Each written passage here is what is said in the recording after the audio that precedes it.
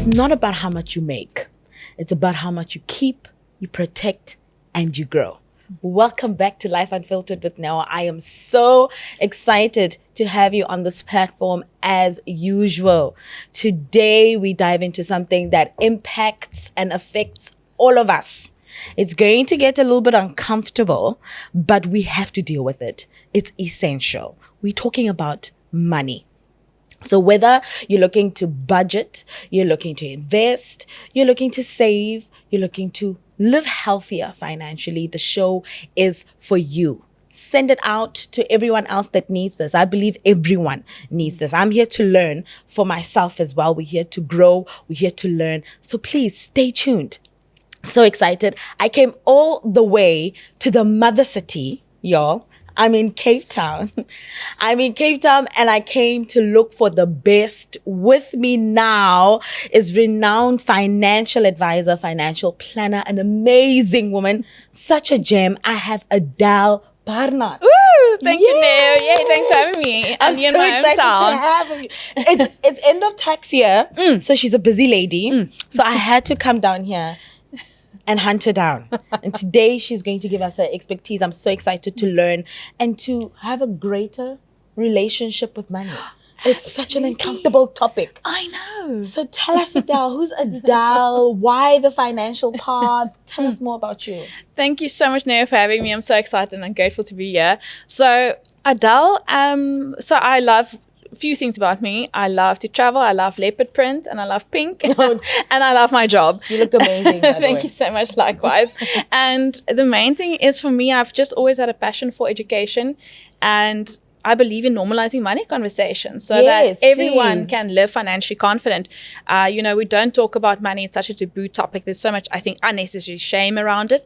And that's where I got my passion from. That's where you come in. And I think this is so profound for us to speak about this right now because we're still at the beginning of the year. So we can make better decisions for this year, and I'm ready to dive into it. We have so much to ask, so little time.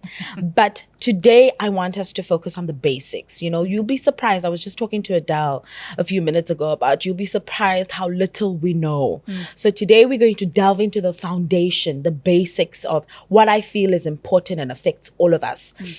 Average, rich, poor, getting there, whoever you are, the show is for you. So before we get into the details, Adele, tell us, what's the biggest money problem you see every day South Africans struggling with right now? Yes, I think it's just surviving, right? We're not thriving right now. So literally just surviving, making ends meet, cost of living crisis. And I know we hate this word and we're going to dissect it later, but budgeting, because we're not taught these things.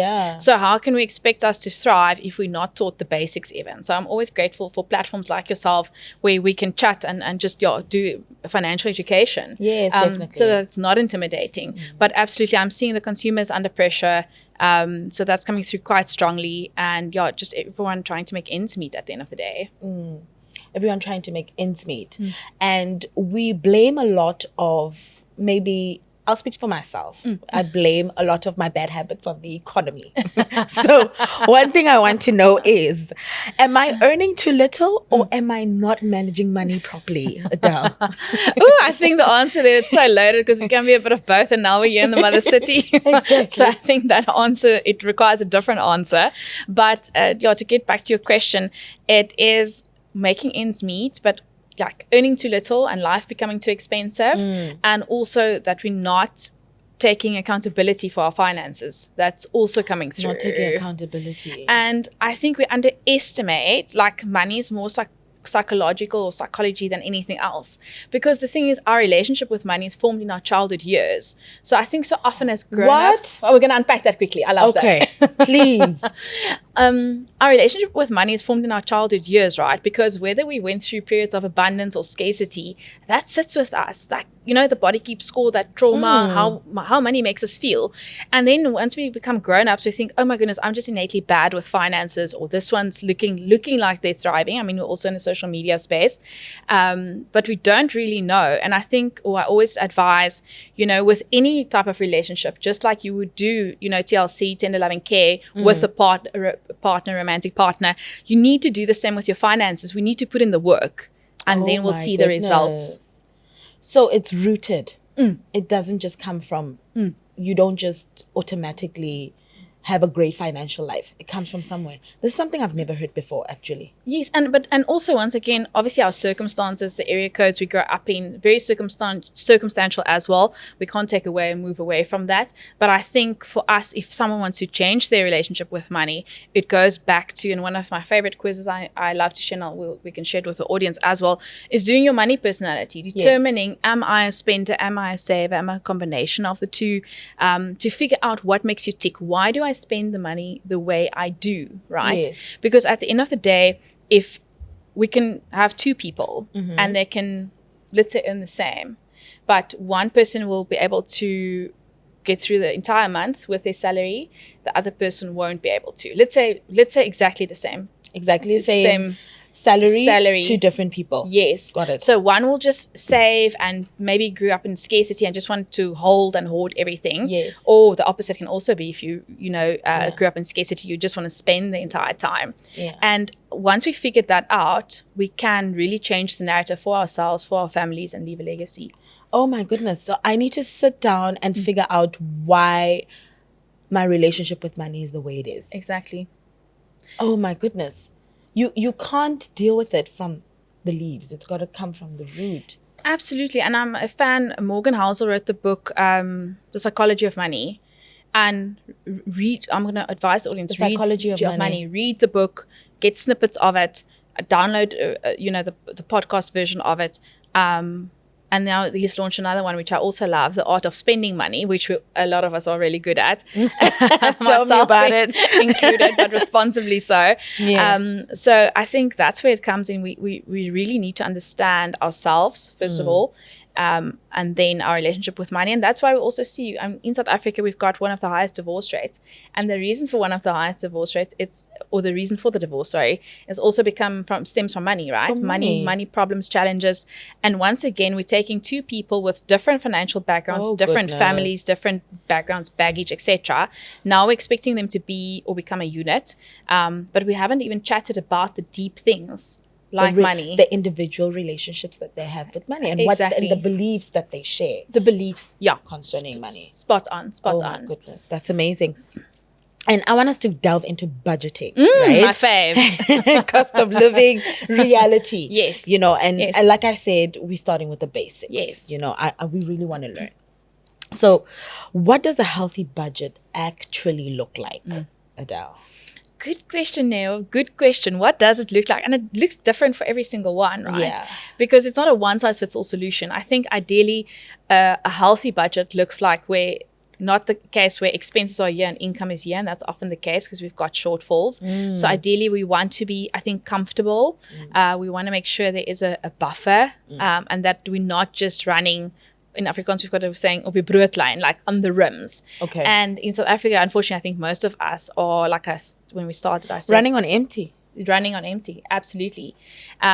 Just surviving. So, but ideally, I think the first tip I'll share is to have a budget. So often I come across clients, and I've been in the financial services industry for the past 13 years. So I've been around and I've seen a few things. We know. And, I think I can always see the difference in someone that's got a budget than someone that doesn't, right? And I always say and encourage, just do a budget that works for you. Don't complicate it. I think so often we complicate things. So if you're not an Excel honey, don't do Excel. Use notes on your phone. Okay, get a piece of pen and paper. Yes. Download an app, because you can't measure what you don't track. And that's often where we sit the plot miss. You can't measure what you don't track. Yeah. And part of that budget, and you must please stop me, as you can tell I love talking. Part of that budgeting is, I always advise, have a money date. Literally make time for your money. A money date is where you, once a month, preferably before or close to payday, you put time aside, like in your diary, and make it fun. Have bubbly or coffee or whatever, and work through, take that 30 minutes, take that hour, and just see how the month went and where we can plan and improve for the next one. So that will be the first step. Correct. Have your money date. Please. And track what you're doing. I think we don't want to track what we're doing because we know we're doing nonsense. Yes. Myself. Yes. It's So Uber yes. Eats. Yes. It's the convenience coming through. We live in a time of instant gratification, of convenience, everything Yes. at your doorstep. You can, buy everything chopped up and ready made. Please, I'm not judging. Yeah. I'm speaking Buying to coffee myself every 3 times a day. Yes. So I always also say I'm not the advisor that's going to tell you to stop having coffee. In actual fact, I'm going to encourage you, if whatever your goals are, if you want to travel, put money aside for it. But it's just in the planning and being intentional with what you've got. Okay. And for someone earning an average salary in South Africa, how should they split their income? So if I'm to practically split, we have an inevitable expenses. You have your groceries. Some of us, not us, but have school fees and your petrol, electricity, and all that. So how do I budget my life and not just focus just on the necessities, but entertainment as well, etc. Neil, I think the first thing is to live within our means, right? And I think the problem comes in, credit is so easily available, and I'm running it ahead now, but we can have this certain lifestyle or look like we've got this certain lifestyle because credit can allow us to have it. And please, I'm not saying credit's a bad thing, that there's space for it, but to live within your means. And it sounds so simple when I say it, but once again, like if you've got yourself figured out, your relationship with money figured out, it's so much easier to live within your means. And what you must check in your budget, what is the fixed items, what are the variable items, the things I really need to survive. And you've just listed a few expenses, but the other thing I'm seeing coming through strongly, family responsibility tax. That's another big reality in South Africa. Very true. That you need to budget for and have tough conversations. Yes. I think financial boundaries are also important and part of the conversation. Financial boundaries. Yes, with family, with a partner. Yeah. And also saying that I can't join or do this this month, because I think or a lot of people and being are going okay through the with most. it. Yes, It's okay. Yes, I can't. no is a full sentence. Yeah, I can't dine every weekend this month. Yes, and I think also no is a full sentence. You don't have to explain yourself if you don't feel like it, or want to elaborate unnecessarily. But at the end of the day, like just making sure the things I really need to cover and service and pay, I do that. And the other thing is once again, it goes back to mindset and to bring in the change or the narrative I would like to see for us going forward is to not save and invest what's left after spending. And unfortunately, that's how we're taught, right? Yeah. Like spend the money first and then only worry about save, and then it never happens. Yes, because we always think, okay, I'm going to wait until I earn more or until I've got more money. Yeah. And if if you're going to wait, you're going to wait forever. So it's about that habit and building the habit, implementing the habit, and automating the habit. Got it. Once I did an interview and the lady said she can't believe when I said, if you can't manage 10 Rand, you can't manage 100 Rand. And she's like, Adele, there's no way, because 100 Rand's more, or 1,000 versus 10,000 or 100,000. So I said, no, it's about the concept. The concept and the principle. Of how we should utilize the funds. So how should someone budget if their income changes every month? That's another thing that I've noticed. We have a lot of freelancers, entrepreneurs, and sometimes your income is not steady. Yes. You have highs and you have lows. Yes. Like commission side hustles. Correct. Or small business income. So how do you budget in that? I love chaos. That. Yes, and a good question because it fluctuates. Yes. So you need to make provision for the months that are, not as meaty. Yes, definitely. Absolutely. So I always say work on the months work or use the frame, I almost want to say, of when the income is at its lowest. Use that as the benchmark, and everything above that you can put away. To make provision. So live according to the smallest amount that you get. Ideally, if you can.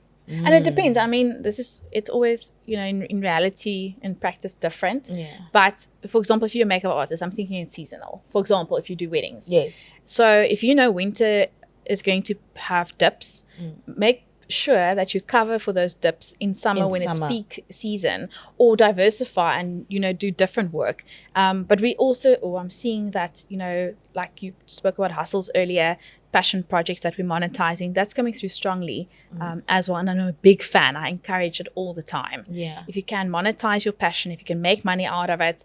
I've got clients that left their I'm going to say corporate jobs or full-time jobs, and moved into this type of space, the And took digital that economy. leap of faith. Yeah. Yes, and they're thriving. Wow. Yeah, instead of, because the thing is, also, if we've got a salary, we just kind of, hopefully, getting inflationary increase. Yeah. And we get comfortable. we get comfortable. We get comfortable. Yes. Definitely. We do. Yeah.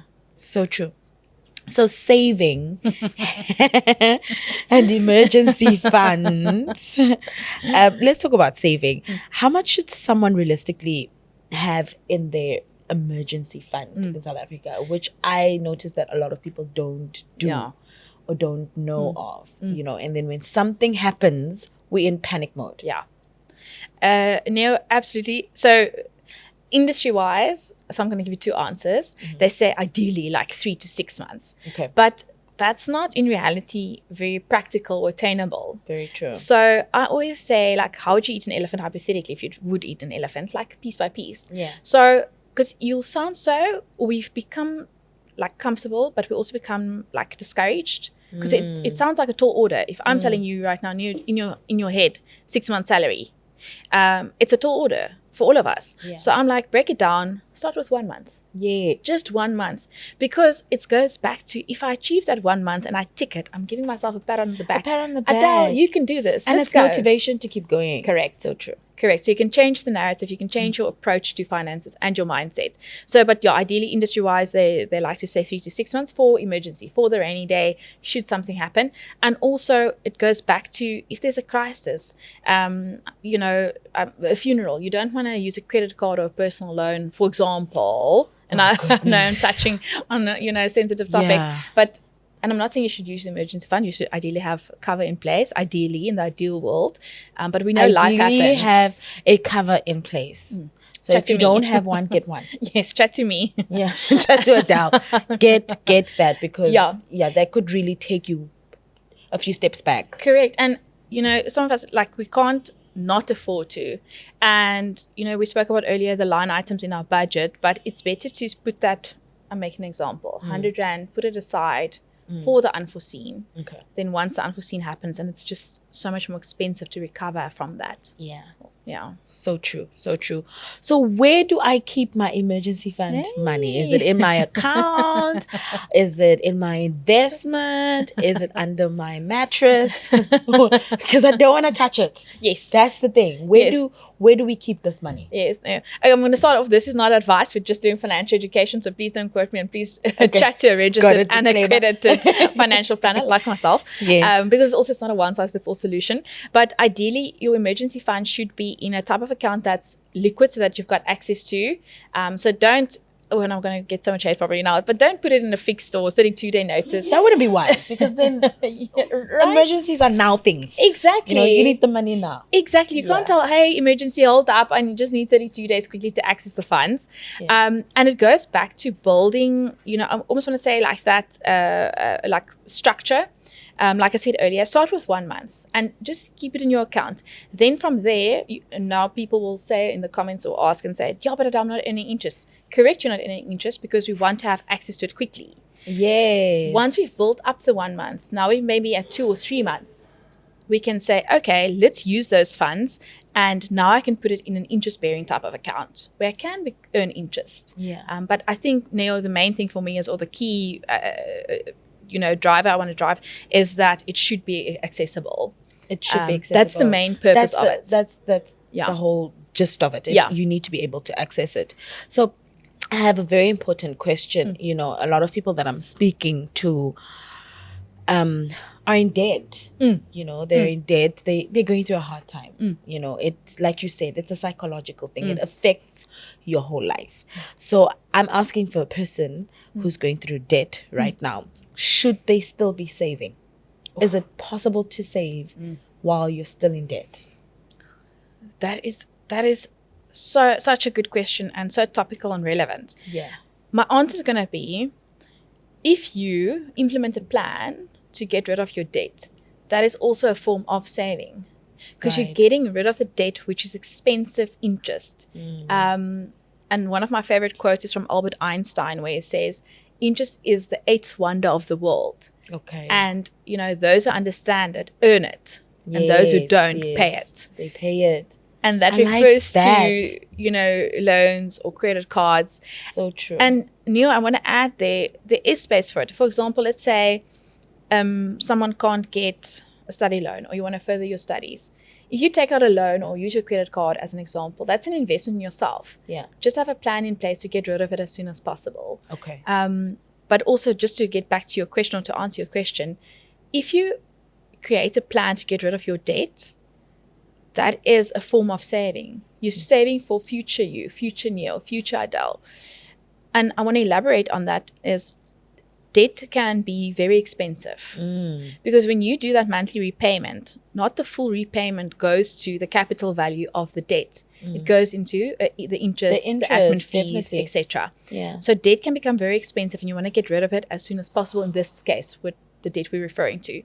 And once you've actioned your plan and you've gotten rid of the debt, over time, then start using your money. Okay. Allocate towards savings, investments, etc. So you got to change your mindset. So the looking after and eliminating the debt is your saving at the moment. So look at it that way. Correct. Because the thing is, why I'm driving it so much in that sense is because the interest on the debt is higher than the interest you'll receive on an investment. Because, you know, interest rates can go up to 30%, 28%. I've seen some scary things, even higher than that. Definitely. So. I love that. And then what's a realistic monthly? So I want to be practical more about this, because people are like, okay, you guys are talking about big money. Okay, let's talk about, you know, what is the saving goal for someone earning between 15,000 and 25,000? Okay. I like that. The saving goal would be depending on what the goal is. Okay. So often we say, I want to start saving, or I want to start investing, and I'm differentiating between the two because there's a difference. But we must ask ourselves, what is the goal? Do I want to save for, I don't know, a pair of sneakers I want to buy, a trip I want to go to on?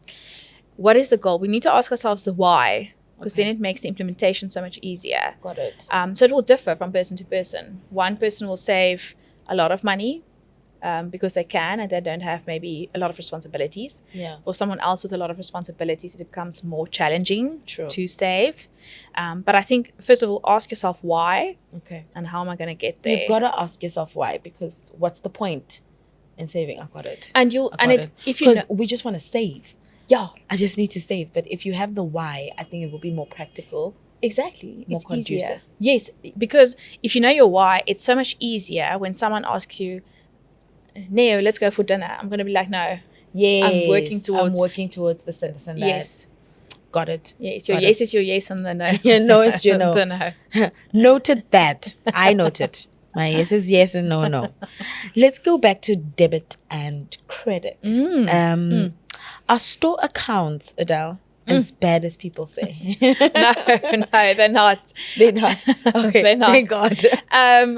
The word we're going to add in there is being responsible.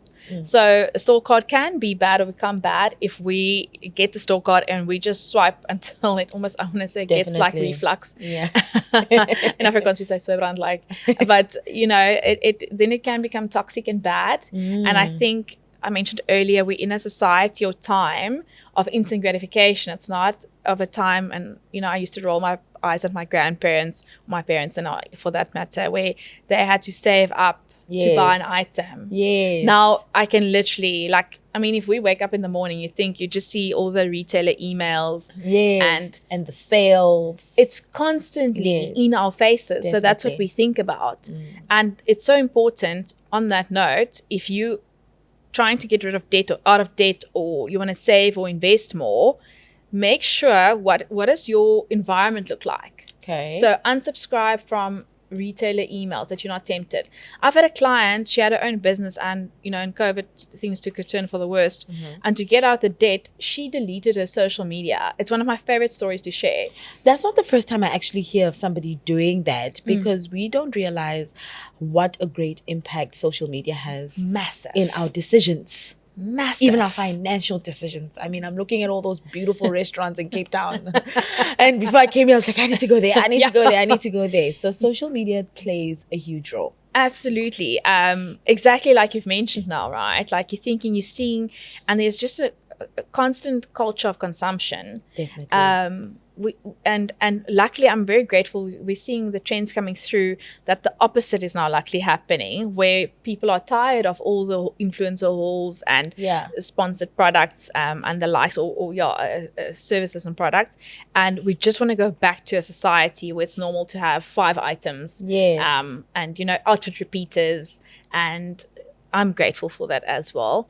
So to add to the question, so store accounts now are not as bad as people say. I think there is space for it. Let's say, for example, you start working or you've just graduated and you can't just buy a corporate wardrobe now out of the blue, or you want to furnish your apartment. So there's space for it, but responsibly. Don't be reckless. So if you use a 6 months interest-free store account, I'm all for that. Or buy one item, focus on that, pay it off, buy the next item. We don't have to do it all at once. I love it. I see on TikTok so many, users that would show like their journey. Grace Montlana is a very good example of that as well, actually, showing how she got there. How she got there. Yes, and I think very because inspiring. Absolutely, and we're so tired of seeing people just making it look easy as if they've just arrived or had it always. But take us on the journey, and it's okay and it's normal to start step by step. Definitely. That's one thing. But sorry, very long answer. I'm a fan of retail accounts. I believe there's space for it. But in the same breath, wisely, and check the T's and C's. Check what the the interest rates are. I'm preaching here. Check the T's and C's. No, this is for you. Check the T's and C's. Louder for the people at the back. So louder. So for me, and I'm preaching today, but I went through it, right? I'm not perfect. So when I started working, it was very cool. All my friends, we had like, you were cool if you had like all the store cards. And I was part of it, and I would buy a new outfit because I'm going to the club, and so silly. I am, but okay, you go through it, right? Very silly. In hindsight, I'm like, oh, I should have just saved and invested that. But now the more we know, the better we do. Well, hopefully. But I was also part of it, having all the store cards. But like I said, there is space for it, but just be responsible. Be wise about it. Be wise about it. I want us to go back to this topic. I think it's so profound. It's something that a lot of people are going through. What is the smartest way to pay off your debt? Love that. So there are 2 techniques. We've got, there's more, but the 2 I like or recommend the most is debt snowball, the debt avalanche technique, right? So the audience or listeners and viewers, please go Google and take a deep dive in it and find which one will work for you. So debt snowballs, where you start with the smallest repayment first. So if I make a list, ideally, of all like your creditors, the outstanding balances, and the monthly installments. And with debt snowball, you'll start with the smallest monthly installment first. So you'll try and channel more funds in there to get rid of the smallest debt first. Then once I've settled the smallest debt, I use that one's repayment towards the next one. Makes sense. Makes sense. And then the opposite is the debt avalanche method. Financially, mathematically, and financially, debt avalanche makes more sense. Makes more sense. Sorry, makes more sense in the sense of you'll start with the most expensive debt first. So you'll go check on your statements which interest rate is the highest, where are you charged the highest, because that is the most expensive one. Okay, got it. So you'll start by that one because you want to get rid of the highest interest rates first. Psychologically, this one can be a bit more challenging because it might take you a bit longer because you start with the biggest one first and you don't see movement. That's what we spoke about earlier. If you just see that movement, you can pat yourself on the back. But there's space for both. I recommend both highly. And also, I think for the consumer and the audience and the listener, if you feel like, oh, the debt is suffocating me. Like ignorance is not bliss in this sense. So true. Take action. And I always say it's very similar. Do something about it. Stop letting it go. That's also why I really wanted us to have this conversation, because it's so uncomfortable. And you gotta do it. And I think I want to add is that I think we should be cognizant. Like I always say, it's like your budget or getting rid of debt is similar to a diet. And please, I'm not the epitome of health. I'm also on a health journey right now. But it's not a thing of you start implementing a healthy lifestyle, and tomorrow you've dropped 10 kilograms. Okay, I know with some help you can achieve it very quickly nowadays, but I mean, in reality, the healthier way you can, and I'm not bashing or throwing shade at anyone, but just like typically like implementing the correct things in your lifestyle, you'll lose the weight, right? And the same with this. If you've got a plan, you stick to it, you'll get rid of the debt eventually. Yeah. It's not a quick fix. It's not a quick fix. It's not a quick fix, but start the journey. Yes. Start the journey. And should we close off our credit card once we've paid it? A very controversial opinion I'm going to share. There's space for a credit card. Okay. If you I'm so skrik of a credit card. Bang. I don't. No. Once Don't again, trust myself. Okay, that's valid. So if you don't trust yourself, there's still space to have the credit card, but don't take the maximum credit they give to you. You can tell them, people don't know this, tell the bank or the financial institution, you know what, I only want a limit of, I'm making it up, 5,000 Rand. So you can let them know what you want. Please do not, because I think some cases, the bank gives us a limit and people are seeing how quickly they can get there. Yes. I'm saying that tongue in cheek, but it's important. There is space for a credit card because it also, once again, assists with your credit profile. You want a good and attractive credit profile because if you want to purchase a property, you can get more favorable interest rates at the bank because that's how they assess whether I almost want to say now good or not as good. Do they also assess your spending habits? Yeah, they check affordability. They check. It's literally your budget or your bank statements, and your credit profile. It's literally a profile of how you spend. It shows them your behavior. It shows if you earn your salary on the 25th, how long are you lasting with that money on the 1st? What does it look like? And one of my other favorites, Nicolette Mashili, always says, our bank statements is a direct reflection of how we're feeling emotionally. So and I think it's just one of the best, best lines, or truth to it. Yeah. So there's space for a credit card, but once again, I'm going to use the word be responsible with it. What should I be using my credit card for? Maybe I think that's better. Yes. So I've got a credit card and I use it. So I'll put my entertainment funds on there, and I like to travel. Or for flights. I've heard a lot of people use it for traveling. Absolutely. Yes. I mean, and then also in the space of online shopping. I mean, don't get me wrong, your girl also does a bit of online shopping, responsibly so. But you need a credit card. I've had to delete those. Okay. Yeah, I was also at a stage where I had to. I'm much better now. I've also done some healing, financial healing. Financial healing. I love that. But there's space for the credit card, but responsibly so. And that goes for anything. I think the other challenge in South Africa is we love a beautiful car, and we like to flash to show we've arrived. And I always say, don't purchase or buy what you qualify for. Yeah. Don't max it out. Yeah. You don't have to. It's not a goal to get there to max it out. So that's what I'm saying with a credit card. Just have a lower credit amount available balance. Amount available on the credit. Yes.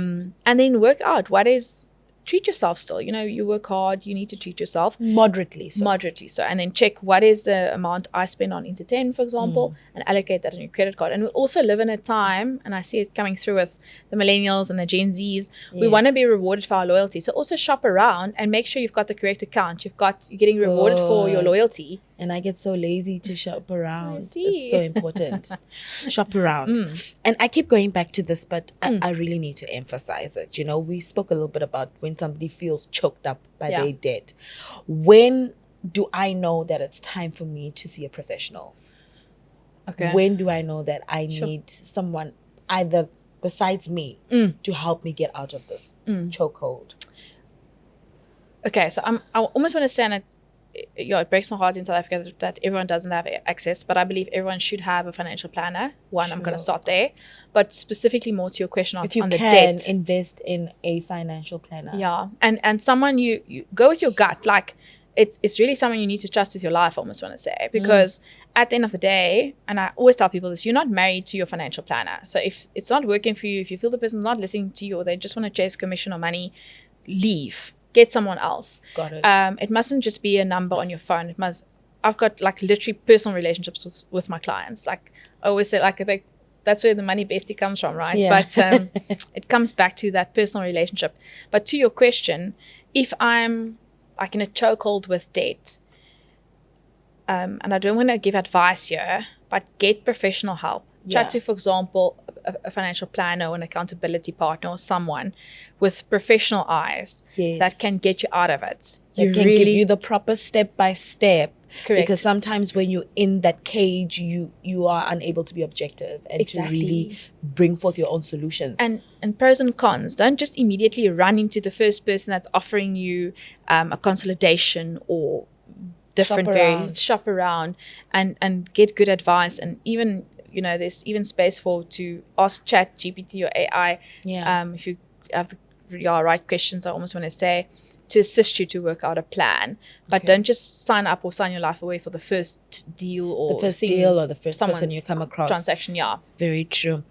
Now I want to move on to my personal favorite. It's my personal favorite because I'm really trying out in this area. I'm really trying my best. I can give myself a little.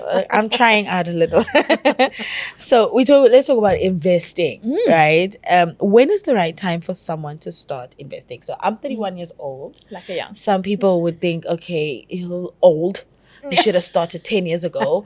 But some people feel like I should have started when I was 31. So when is it the right time, financially as well, for me to start investing? To your point, I was 10 years ago, Warren Buffett has a quote that says the best time to plant a tree. Yes. Yeah, sorry, it's not. I'm getting confused. It was 10 years ago. It's the second best time is today. I'm paraphrasing that very wildly now. Maybe just edit that out. I'll go check it. Yeah. Sorry, but the best time to start investing was probably 10 years ago. Okay. But I think my answer there will be just as soon as possible. But if you know your goals and if you in a financial state, where you can comfortably do so, and it's about putting away that 50 or 100 rand and seeing your money work for you. Okay. That would be my tip and goal is to, and I encourage my clients as well. I'm like, don't just lean on me.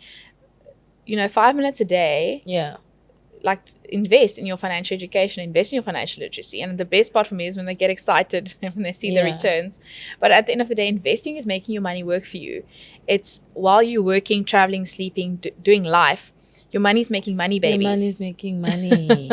We love that. And that's where investing comes from. So if you know your goal, why you want to invest or what reason, it's so much easier to do it and stick to the plan. Got it. But with compound interest, we need time. Yeah. So that's why I'm saying as soon as possible. I wish I started, investing when I was much younger. Yes, I do too. Nah, we all do. I do too. But now, I'm 36 and it's about, with the knowledge I've got now, what am I doing with it? Yeah. Today is the perfect day to start. Yes, there we go. Today is the perfect day to start. And if I may add, I think also for the listeners that have children, talk to them about money.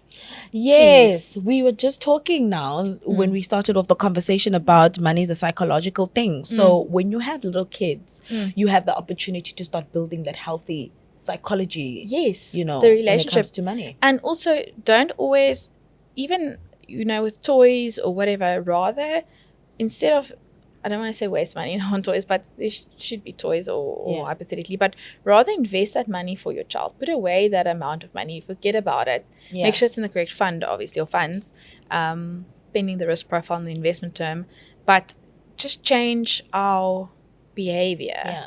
And don't hide it away from them. Yes. Let them know what you're doing for them. Yes. That's how they learn. And they normalize it. Yes, and they can do better once again. Definitely. One of my favorite examples is when I was a youngster, my mom, you spoke about sales earlier, and it actually triggered the thought, is for Christmas, my mom would always let me wait until after Christmas because the sales would start, well, back in the day when I was now a youngster. Yeah. Now I'm still young, but on the 26th, yes. The day after. And she's like, okay, if you want something on Christmas, you can get one little item. But if you wait the day after, you can get, for example, now 3 items. Yes. And that's what I was taught, okay, I'll wait. But now sales are all year round, clearly. But, it goes about that habit and understanding the delayed gratification. Because that impacted you in a way. A I mean, lot. if you remember it to Yes. this day, Yeah. it definitely has Yeah. impacted you in a way. Yeah. And one thing that I feel people don't know the difference of, and you know, if you are a financial guru, you're gonna be like, that's easy, but a lot of people don't know this. What is the difference between saving and investing? Oh, no, I'm so glad you asked that. If she's glad I asked it, then I know a lot of people don't know. Yes, right on the money and on cue. So we use the terminology interchangeably, but it's incorrect because saving is for short term. I always say savings like the piggy bank or your savings pocket is for what is that short term goal you want to achieve, and then you'll put finances towards that in your savings. So typically less than a year. Okay. Investing is for long term, and the reason to make it practical, so investments is for longer term. And because it doesn't help, and you asked this question to me earlier, if we start investing, but now 6 months down the line, I've got a crisis. Now the market dipped. Now I need to cash out my investments. Yes. Then you're not winning. They take a chunk of your money. Yeah, because the market went down. And that's why it's important. And I don't want anyone to think it's intimidating or daunting. It's not. You just need the correct investment vehicle and structure and conversation. Yeah. So saving, remember, is for short term, and investment longer term. Long term. So money babies. Investment, you forget about it. Yes. You don't touch it. Yes. Okay. Yes. Got it. And then how much money do you actually need to start investing in South Africa? The absolute fantastic thing is the platforms coming through, making it more consumer client friendly and approachable. And you know, I feel when I started about 13 years ago, the barriers to entry were very high. Financial vehicles and tools weren't as easily available. Today, you can start saving on some of the various apps and websites, which I will only recommend ones that are registered and yes, you know, with the FSCA. The legit ones. Yes. Guys. You know, you can start. There's a certain app you can download, and you can start with 50 Rand a month. But please stay away from, you know, the guy or lady, the corner shop, or if someone's telling you, oh, you can get 100% return, you can might as well go throw the money in the wind outside in Cape Town wind. All that glitters is not gold. Absolutely not. And in South Africa, we're also prone to, you know, because we, you know, struggle financially and there's scarcity, I don't want to say we're desperate, but we are desperate to make our money work for us, and then we fall into the incorrect hands. And there's horror stories of people committing suicide because they gave away their last money in certain investments, right? And I mean, that's why we also struggle with a massive gambling problem in South Africa, is people trying to survive. So that's why it's so important. Just make sure the platforms that you are using is registered and accredited with the Financial Sector Conducting Authority. Check them out. Please stick to the big. This is what I'm going to say. Stick to the big guns, big dogs. Stick to the big ones. Yeah. Very true. So you don't want to, you know, you work hard for your money. Your money should work for you, and it should be on a platform where it's regulated. Be extra careful about it, like you would your own children. Yeah, exactly. Yeah. Treat it like your children. Absolutely. I love that. Yeah. Because we hear of horror stories. And you know, then there's nothing, so no recourse, you know, and there's nothing you can do about it. Correct. It's so sad. Correct. And I hear a lot about JSE. Yes. Tell us more about the JSE. Please let us know more about the JSE. And is the JSE for rich people? No. Who's this for? No, for everyone. Okay. Luckily you can. And there's so the JSE is the Johannesburg Securities Exchange. Okay. So it's like Wall Street. If you've watched movies and you've seen Wolf of Wall Street. Our Wall Street. Yes, Got it. basically. Yeah. Very fun and lots of excitement and money to be made. Also maybe money to lose. Yeah. But at the end of the day, and it goes back to investing. So I want to say almost it's like our big house of investing, if I can put it that way. Okay. But it's accessible to all. Right. Because you can, okay, so if let's say an individual can't afford a direct share or equity, we've got ways in South Africa you can purchase unit or invest into unit trusts where we pool everyone's money. Okay. And then we all have access. So that's why I'm saying use those apps or chat to a financial advisor where you can start investing 50 Rand or 100 or 200 Rand a month. Something into this pool of funds. Yeah. But please note, it is not intimidating. It's not only for the rich. And that's how the rich get rich. They invest. Exactly. Exactly. Something I've been trying to look into. So it's really encouraging to hear that anyone has access to it. Yeah, please. Yeah, absolutely. Everyone. Definitely. And we also hear a lot about property. Hi. So property. Is this still a good investment today? Okay, so when we started, you said in the mother city. If you purchased in the Western Cape, Yeah. I would say yes. Okay. But I'm obviously Definitely. biased. Woo! And Camps Bay girl. But the problem is, or the challenge is, it's just so expensive. It is. In in the Western Cape. So with property, but on a more serious note, with property, I've almost like two answers. Money on money is the best way to make more money. Got it. Because with property, you've got a lot of hidden costs and expenses. But people love property because I think you can see it. Yes, it's tangible, yes, it's there, definitely. as opposed to putting 100 Rand away. So money on money is I don't want to say easier, but I think it is the easier way to make your money work for you. Got it. But there is still space for property. But once again, it goes back to what's your goal? Do I want to purchase property for my kids in the future? Do I want to have rental income from it? Do I want to go stay by the sea when I retire? We need to ask ourselves why. Do you want to put it on Airbnb? Airbnb is massive in Cape Town. Airbnb is massive. But I think, and not to quote me or not to give advice, more my opinion, we're seeing the Zoom towns popping up massive growth in the Zoom towns. Yeah, because you can, individuals, let's say you're a family with kids, you can get much more house for your price versus here in Cape Town. Because the thing is, in Cape Town, the buildings can only go up because we're literally between the mountain and the ocean. Joburg is still fine in the sense of, you guys have so much space up there. A lot of land. And you're just in new developments and new buildings, and your growth is unfortunately not as great as here in Cape Town. Definitely. And I don't want to go into the details of how it operates and the likes. That's also another major role player or contributing factor. But the long and the short is, there's still space for property in the portfolio, but another way you can also access property is if you've got a unit trust or with a rate, which I forgot now the full name, but you can invest in property with property funds. Got it. I want to say. Got it. So that's another way you can get access to it. So property is still good. Yeah, I believe I'm comfortable. In the Western Cape. So if you got the cash, invest in. And if I may add, I think, sorry, that's what I wanted to say earlier. Cash on cash is the best way to money on money to make more money. But not all of us come with a trust fund. Not all of us come with lots of money in the background. Not all of us have thousands of rands in our accounts. Yes. So what's the next big thing? If I've got a good credit record, good financial behavior, I can get a bond. That's one way to start creating wealth for myself. Okay. Purchase an apartment. So bond is not bondage. Is it not? I always feel like, technically, why am I paying money for so long? Yeah, your bondage can be something else as well. I'm joking. No, but your bond, so it's your mortgage. So your bond, having a home loan. Right. Yeah. Got it. So that's good debt. Good debt, correct. Because the asset is there and hopefully it's going to grow in value. Okay. So there is space for it if it's your goal to purchase a property instead of paying rent for someone else. Okay. You're paying off your bond.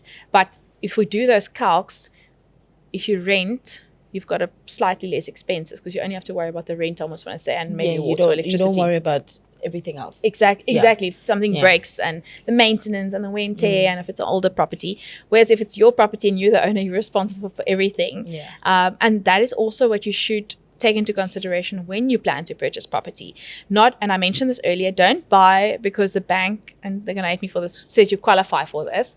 Because it's not only the property, it's the maintenance, it's There's the a upkeep. A to lot it. of expenses, and you can see how people go in debt so quickly. And when the interest rates go up, for example, then your bond installment will also go up because of the interest rates going up, and also when it goes down, your bond will go down. So do your homework. I'm so happy you're telling us this right now because a lot of people don't know this. You feel like you have this chunk of money, I'm ready to buy the property, but are you really ready? Have you really considered all the costs? Yes. And a lot of people also don't know when you purchase property, they're not aware of the cost, the transfer duties and all those. Then they have to go take a loan because they already signed the offer to purchase, and it can become quite messy very quickly. So do your homework. Do your homework. Before you buy Do your a home homework or so property. that it's a joy to Yes, you. yes. Yes, definitely. There's a phrase that I've been seeing lately. So if you can enlighten us on it. What is a tax-free saving account? Yay. And should we all have one? Right on cue in end of the financial year. I'm a big fan and advocate of a tax-free saving account. And if this is the most important line of today, I believe. Okay. In my opinion. Got it. Everything we said. But a tax-free saving or tax-free investment account, everyone should have one. So a few years ago, government or treasury rolled out tax-free investments because in South Africa we're not a savings nation, or investment culture is not at an all-time high. And it was to encourage individuals to start saving. So you can, with current legislation, you can contribute 36,000 Rand per year to your tax-free savings account. And you can have one. You can take out one for your kids, which I also highly recommend you do. Yes, definitely. Max it out if you even can. Make sure it's in the correct type of funds, because it's a long-term investment. You want to be in an aggressive or moderate aggressive type of funds. But everyone needs a tax-free savings account or investment. I'm such a fan. So ideally, you would look at, if a client sits with me, we look at their risk planning. So risk like group life cover, life cover, funeral, income protection. If you can't work due to injury or illness, your salary is protected. We look at your retirement planning, and then savings and your investments, and tax-free will fall under investments. Got it. And please, if anyone's taking anything away from today's, please have a tax-free savings account. Have this account. Yeah. You really do. Because your returns, as the name says, the returns are free of tax. Yes. So you don't get How taxed lovely on is it. that? Yes. And you've got a lifetime limit of 500,000 Rand with current legislation. When they started it, it was 30,000, then it was 33, it's 36. I don't know if they're going to change it with the budget end of the month speech, increase it. But yeah, we've done really amazing work with the tax free. And it also enhances the client and consumer confidence with investing. Got it. Yeah. Yeah. So you get a lot of success stories when it comes to this. Yes. I'm very grateful. Clearly, I've done the take work one right. thing from this. Start with this tax-free savings account. Especially now we, end of the financial tax year. So I've got lots of clients that if they can, they max it out, or we do the calcs and see how much they can contribute still. So please, and what I said earlier, you must know your why or your goal of why you're doing things, right? And with your tax-free investment, it's the exact same. Do you want to use it in future to supplement your income? Or if you maybe just had a newborn and you want to use it for her future education,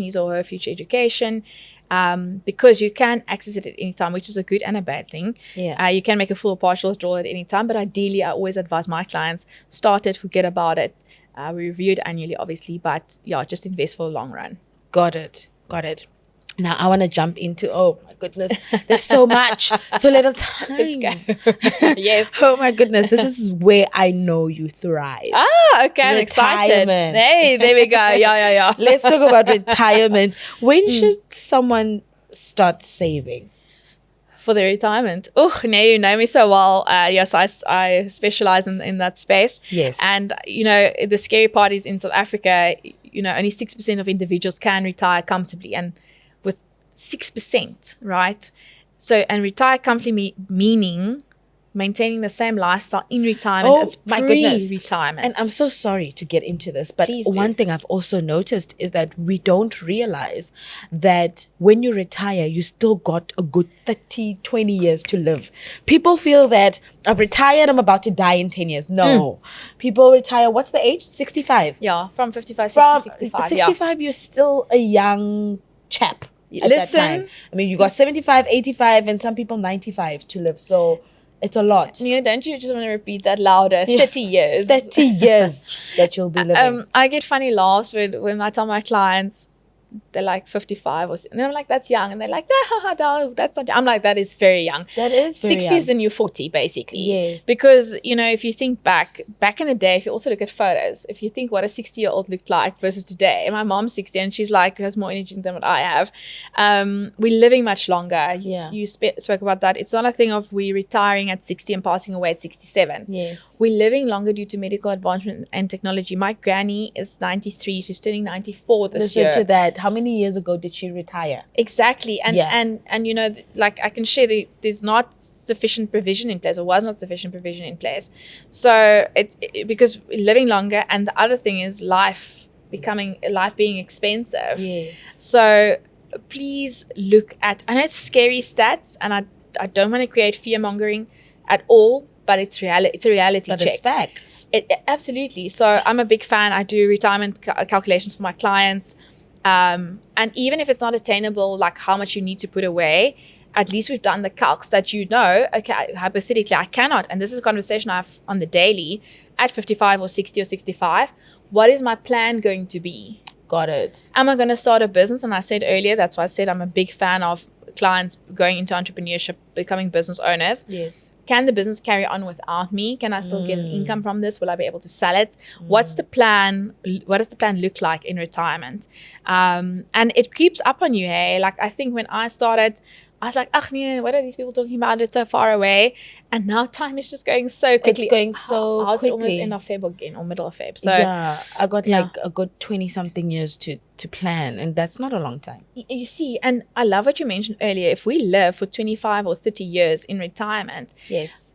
besties, that's like you have to think of your monthly salary, times it by 12, times it with that time frame, times it with and inflation. And with inflation, it creeps up on us. I always say, when I was a youngster, I could use 10 rand and buy a cool drink and something for lunch and a sweet. Today you can barely buy a can of Coke with 10 rand. Can't. So I mean, just a basket at Pick and Pay shop, right, is so much money. I'm like, what? Yes. This is not everything I need. Yes, it's scary. So that's why you need to be intentional with your money, make your money work for you. At the end of the day, and especially more so with retirement. Definitely. And please explain to us the difference between these three things. What is the difference between a pension fund, Okay. a provident fund, Okay. and a retirement annuity? There we go. I love it. We're deep diving into my favorite topic. Yes. So mainly, a few years ago, they've changed. A pension and provident fund now works the same, in the sense of like 1/3 you can take in cash and 2/3 must be invested to provide you with a monthly or quarterly or annual pension. Previously, a provident fund was the one where you could cash out everything. But people up to certain ages have the vested component in a provident fund, which they can still cash out pending tax, of course. But the main thing is, or what I want to allude to is your pension and your provident fund, there needs to be an employer-employee relationship. So I can't, in my personal capacity, have a pension or provident fund. I can only have an RA. So retirement annuity or retirement annuity plan, RA, is in personal capacity. It's what I can do for myself. Correct. So I can work. So the others, I need to be employed. Yes. So there must be an employer relationship, but an RA is in personal capacity. So I can be employed. I'm contributing at the works pension or provident fund. But now I want to top it up. Okay, you can increase it at work as well, depending on the fund rules. But if I want to do something extra in my personal capacity, I'll have an RA.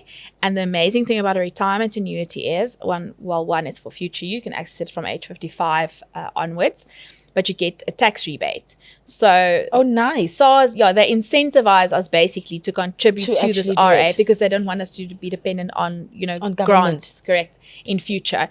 So, big fan of an RA. And then 2 years ago, they rolled out the two-pot system.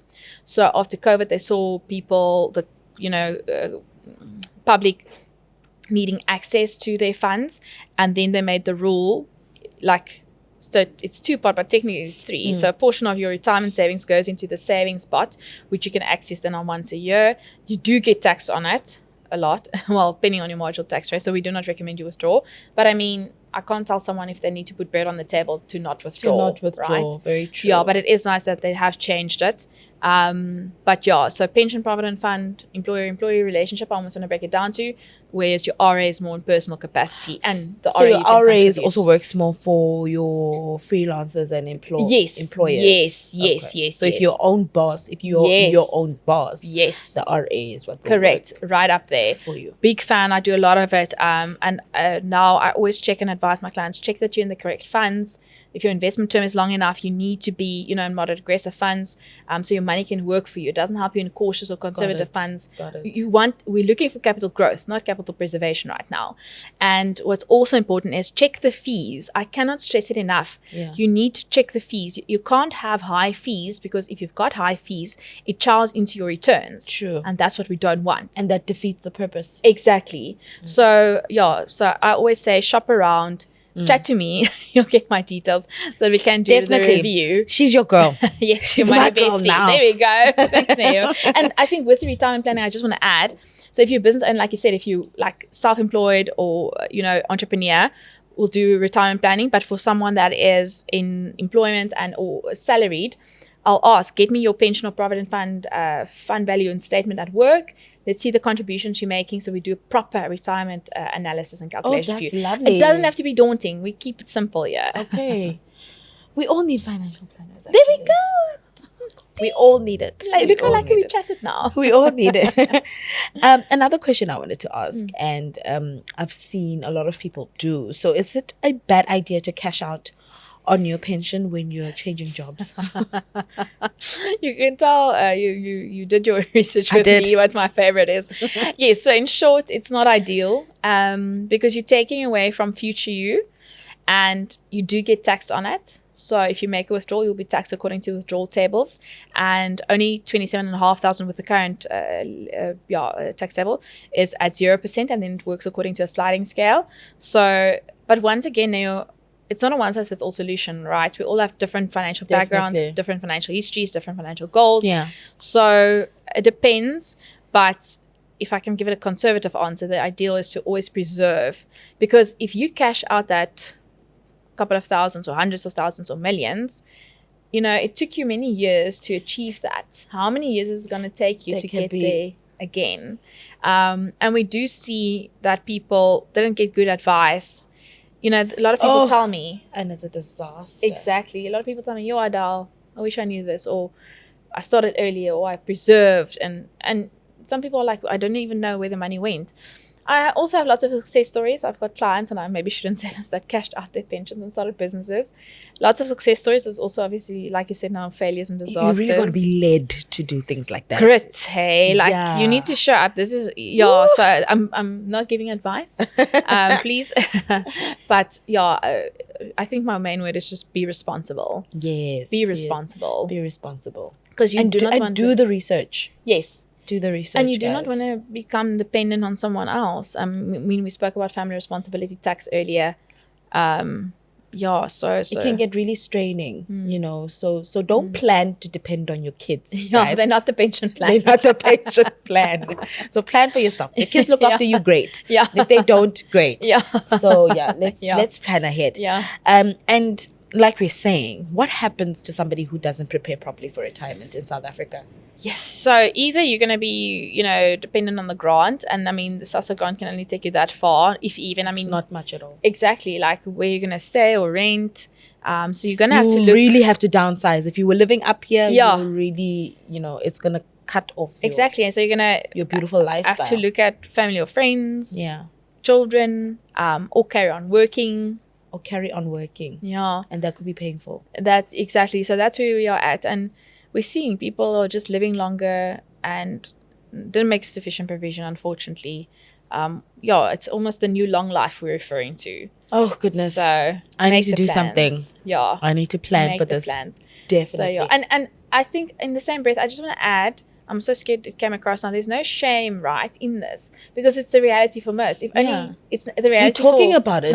We're fixing it. It's the reality for 94% of individuals, and exactly by talking about it and normalizing it, we're educating. And like you've heard this interview, so like, what are your plans? Yeah, have that money day. What now?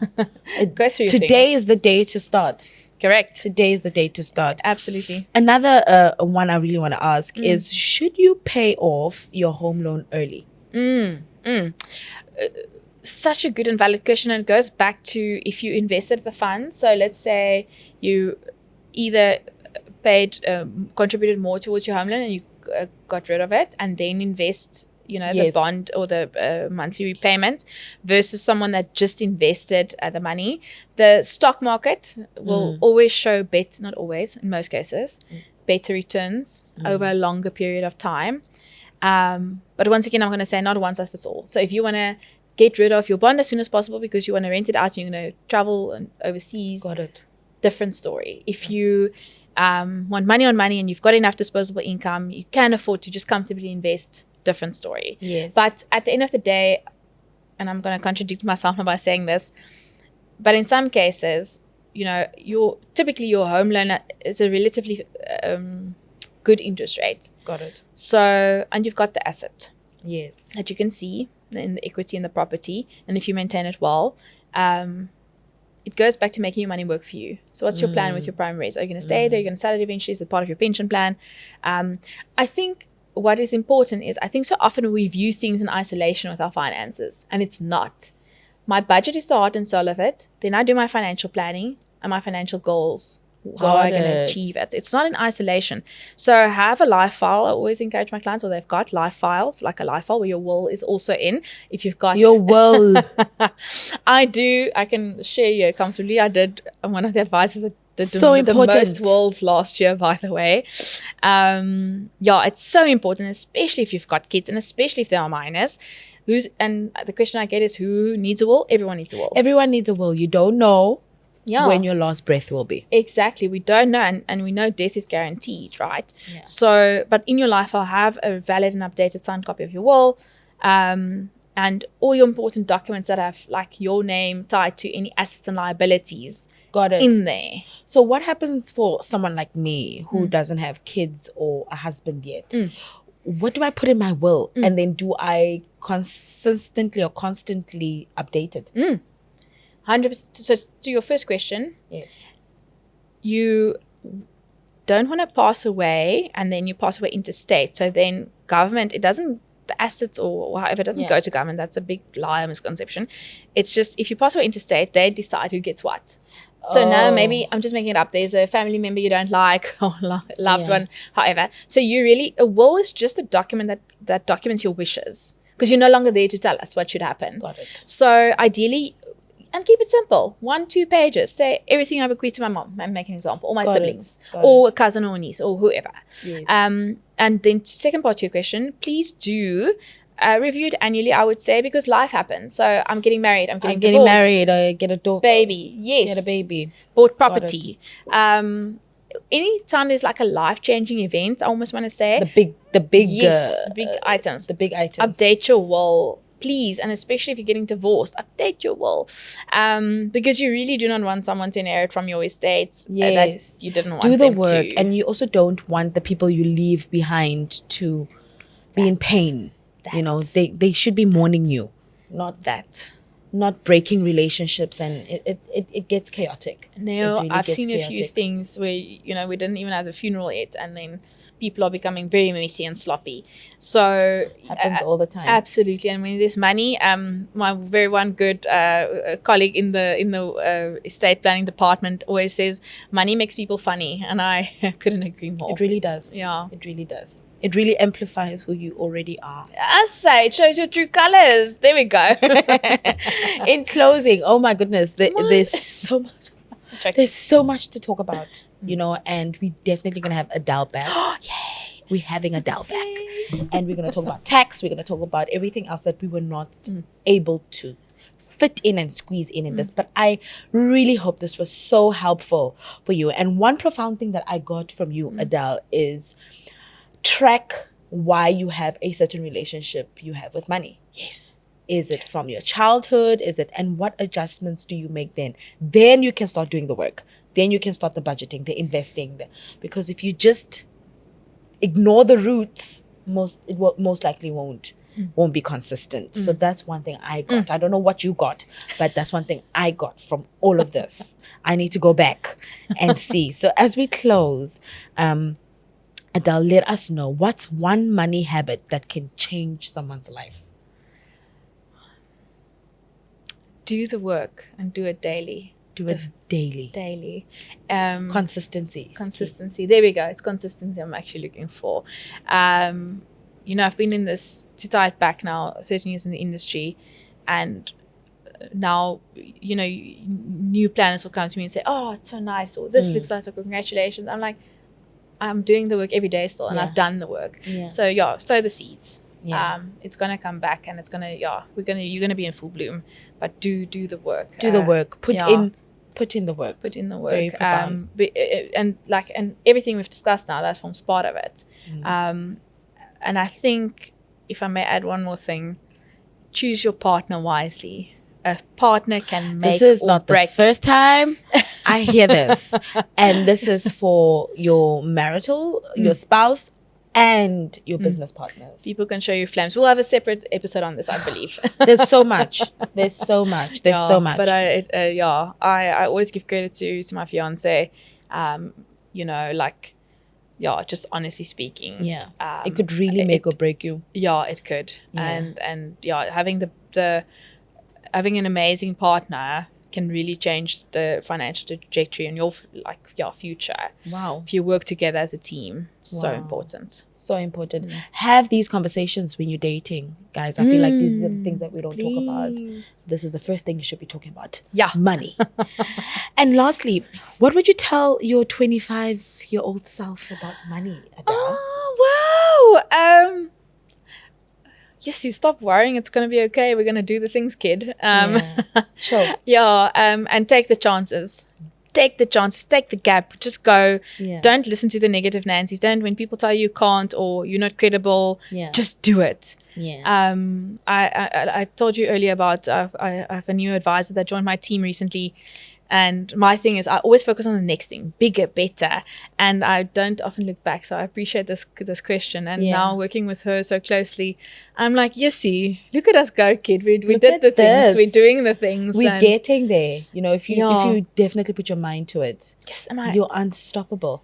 And yes, it's not even with money, but it goes now about my business and my clients, and just my clients. Like the road and the journey we've been on, it's amazing. I'm just so absolutely grateful to do what I do, and how I've been received with open arms, and just to be one of the very valuable and successful advisors in the industry, and a female at that. Yes, clock that. I love how you're so passionate. I love how you speak about your clients like they're your babies. And that's what we look for. They're my Listen, besties. if you can afford a financial advisor, there is no excuse for you not to have it. And if you like me, who doesn't like to really do that much work and not good with numbers, we're good with theory. That's why we have people like Adele that can advise you and help you out in making those big decisions in our lives. It will really mean something to your life. Look into that. We're going to have Adele back. We're definitely going to have her back. There's so much things that we're going to talk about, and so many things that we need to do. I really hope that this helped you out. I know it was uncomfortable, but it is necessary. And as I said before, today is the day to start the RA, start the investing, start the saving, start the finding out why you have a certain relationship with money, and fix it. Really plan for your future self, and it starts today. Thank you so much, Adele. Thank you, Beastie. I love her. She's such a gem. Likewise. And you are so packed in this topic, and I'm so glad that you came and helped us out. I really hope this helped us out. That is all for today. Drop us the comments. Let us know if this has helped you out. Let us know what else you want to hear from Adele when we have her back. Let us know. Comment, and also subscribe, guys. Subscribe. It was so fun having this conversation. I feel relieved. It wasn't that hectic. Thank you guys. Thank you guys for joining us with on Life Unfiltered with Noah. I love you all so much.